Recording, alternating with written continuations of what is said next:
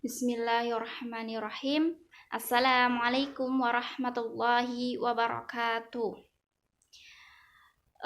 Sebelumnya, pertama-tama marilah kita panjatkan puji syukur kehadirat Allah Subhanahu wa Ta'ala yang telah melimpahkan karunia-Nya, taufiknya, hidayahnya kepada kita semua. Dan tak lupa salawat serta salam selalu tercurahkan kepada junjungan kita Nabi Muhammad Sallallahu Alaihi Wasallam yang kita tunggu syafaatnya di zaumul akhir nanti. Amin, amin. Selanjutnya, perkenalkan kami dari kelompok 10 yang beranggotakan 3 orang. Yang pertama, saya sendiri, Nur Aini Elisa Putri, dan yang kedua Yeyen Setiawati, dan yang ketiga Novi Mardani. Selanjutnya di sini kami akan membahas terkait dengan tema puasa. Nah, kita mengambil pada kitab Fathul Qorib, tepatnya pada halaman 136. Nanti teman-teman bisa buka mulai dari halaman 136. Di sini saya akan menyampaikan terkait dengan 3 hal. Yang pertama, pengertian puasa, yang kedua, syarat wajib puasa, dan yang ketiga, yaitu rukun atau fardu puasa. Nah, yang pertama, pengertian puasa, bisa teman-teman buka halaman 136 pada kitab Fathul Qorib. Nah, di sini dijelaskan terkait dengan pengertian puasa ya. Wa huwa wa saumu masdarani, dan dia puasa, wa saumu dan saum wa masdarani, merupakan bentuk kalimat masdar. Makna humalughah, bermakna secara bahasa imsaku, menahan. Jadi puasa secara bahasa itu bermakna menahan. Wa syar'an, dan secara syar'an, imsakun an muftirin bin niyatin makhsusatin jami'a naharin qabilin li saumi min muslimin aqilin tahirin min haid wa nifas.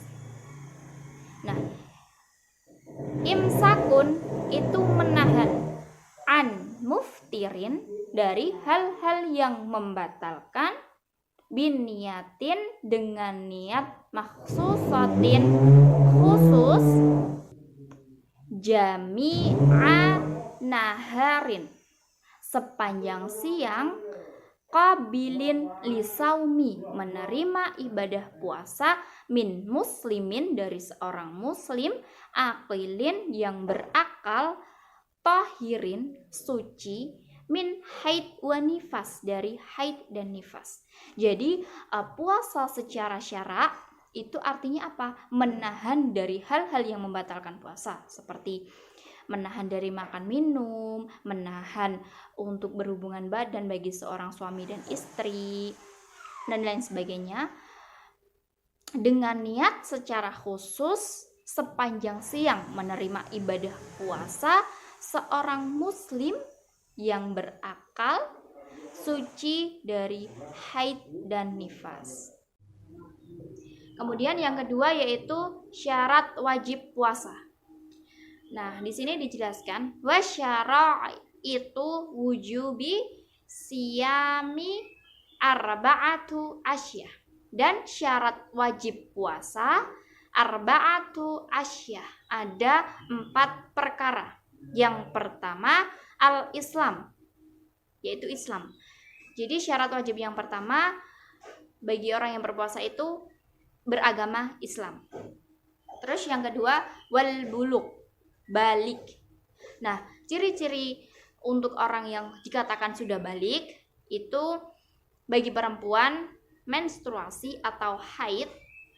Terus laki-laki itu mimpi basah. Jadi ketika seseorang sudah ditandai, baik perempuan maupun laki-laki itu mimpi basah dan perempuan itu haid atau menstruasi, berarti mereka sudah wajib melaksanakan puasa Ramadan. Jadi mereka sudah dikenai beban atau dinamakan dengan mukhalaf. Terus yang ketiga wal aqlu, yaitu orang-orang yang berakal. Jadi untuk syarat wajib bagi orang yang berpuasa, mereka itu adalah orang-orang yang berakal. Dia sadar, dia mampu, dia mengerti mana yang benar, mana yang salah. Dia mengerti mana yang harus dilaksanakan, mana yang harus dihindarkan. Terus yang syarat yang terakhir ataupun yang keempat yaitu wal qudratu ala saum. Wal qudrah itu orang-orang yang kuat.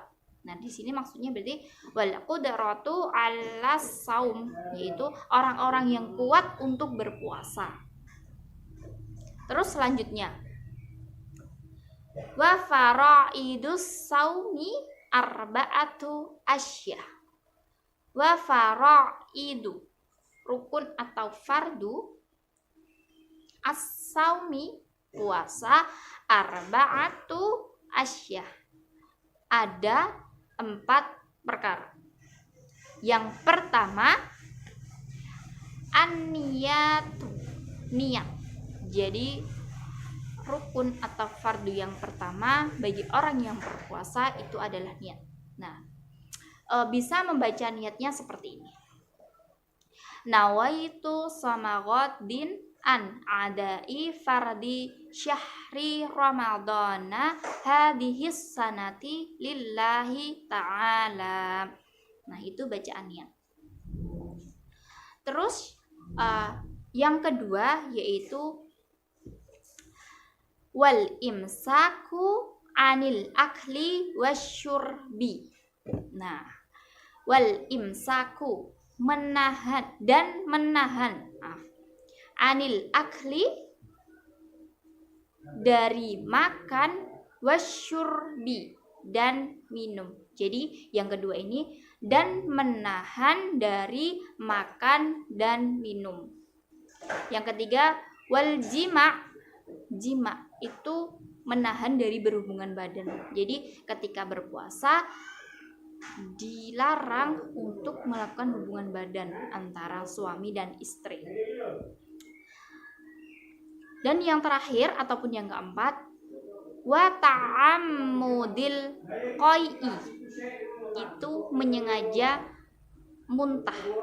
Maksudnya di sini menahan untuk menyengaja muntah.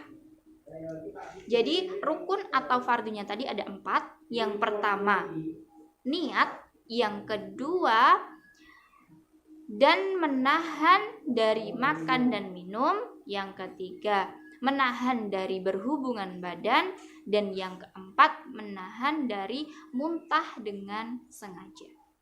Hal yang membatalkan puasa. A'udzubillahi minasyaitonirrajim. Bismillahirrahmanirrahim. Walladzi yuftiru bihi shaimu asyratu asya'a. Jadi hal-hal yang membatalkan puasa itu ada 10 perkara. Ngasyratu, 10 perkara. Yang pertama dan yang kedua yaitu mawassola amdan ilal jawfi awi ro'shi. Artinya sesuatu yang masuk amdan secara sengaja, ilal jawfi ke dalam lubang badan, dan kepala, awi ro'shi, kepala. Jadi sesuatu yang masuk secara sengaja ke dalam lubang badan dan kepala dari luka yang tembus ke otak. Untuk yang ketiga yaitu wal huknatu fi ahadis sabilaini. Artinya menyuntik di salah satu antara 2 jalan, yaitu khubul dan dubur. Maksudnya obat yang disuntikkan ke badan orang yang sakit melalui khubul atau dubur. Jadi obat yang disuntikkan itu menyebabkan puasanya batal. Untuk yang keempat yaitu wal qai'u amda. Wal qai'u artinya muntah, amdan secara sengaja. Jadi muntah dengan sengaja itu membatalkan puasa. Yang kelima yaitu wal wad'u amdan fil farji. Artinya, melakukan hubungan intim amdan dengan sengaja fil farji, di bagian farji atau vagina. Akan tetapi, puasa tidak batal apabila melakukan jima dalam keadaan lupa. Terus yang keenam yaitu wal inzalu an mubasyarati, keluar mani ketika bercumbu. Apabila keluar mani karena bermimpi, menghayal, dan sebagainya, maka tidak membatalkan puasa. Untuk yang ketujuh yaitu wal haidhu, artinya haid. Haid ini hanya dialami oleh perempuan. Yang kedelapan yaitu wanifasu, nifas. Nifas itu darah yang keluar sehabis melahirkan. Terus yang kesembilan wal jununu, artinya junub. Junub adalah keadaan kotor karena keluar mani atau bersetubuh.